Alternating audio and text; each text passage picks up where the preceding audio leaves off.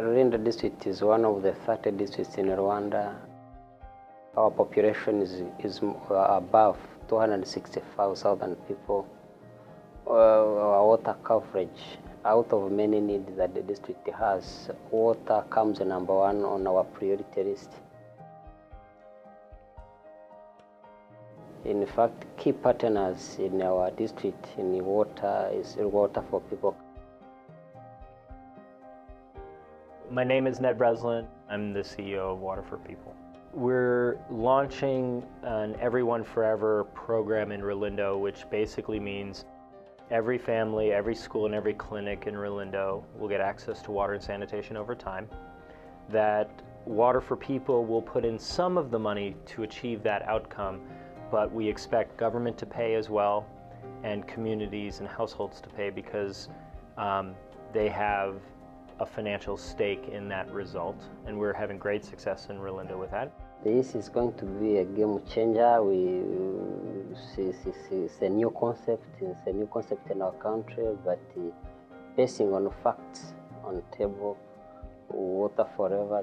It's not going to benefit Rulindo, the district, or the Rwanda only, but even it will go beyond. The district of Rulindo, if we succeed and get every household, every school, and every clinic, will never need another international water NGO ever again. So the investment truly transformed lives, dealt with replacement costs over time, dealt with water availability, and all the challenges that undermine water projects worldwide. We're going to have to fix those so that they don't need any more help. We have problems of access and quality. Today, currently, we have only 40% of population having access to potable water and sanitation. The other 60% of residents of Rulindo are collecting water from unprotected sources. They'll either rivers, or they'll come down to those springs and collect water that's untreated, unprocessed, or they'll get it from scoop holes and things throughout the valley. Everybody knows that Rwanda is not only the human beings who are destroyed by genocide, even the social fabric was destroyed. So putting in place all of this is a challenge. So those are the challenges, because we do not have the institutions to carry on the work. We are just building them. So the social consequences of not having water are primarily borne by girls and women. So what you have is girls and women walking up and down mountainsides collecting water all day for family use. For girls, that generally means that they miss large parts of school, because you're not going to go collect water at night when it's dangerous. You have to wait till the sun comes up. When the sun comes up and you're fetching water, you should be in school. So that's one of the biggest consequences of water scarcity and poor availability, is that girls get sacrificed. A girl who goes to fetch water, you are not sure if she's coming back without being raped. A girl who goes to fetch water, you are not sure if she's going to overcome poverty.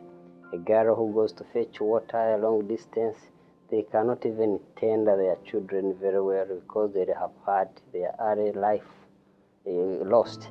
So we are not ready to lose girls. We're hoping that Rulindo is a model that is then replicated by the other 29 districts in Rwanda, so that Rwanda can drive towards full national coverage, which is the goal. So it's through the Water for People initiatives that we are thinking big. We are thinking of having full coverage. It's an ambitious goal.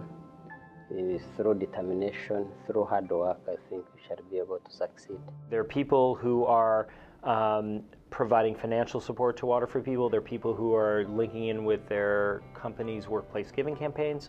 And what that's doing is allowing us to implement in creative ways to get those lasting results, and to plan ahead so that we can do these kind of big outcome-based programs like Everyone Forever. There are a number of people who have gone on Water Corps trips. We'd love that to continue, to verify the quality of our work, to fill technical gaps that we do not have, and to start to draw that talent into solving this kind of global problem in places like Rulindo.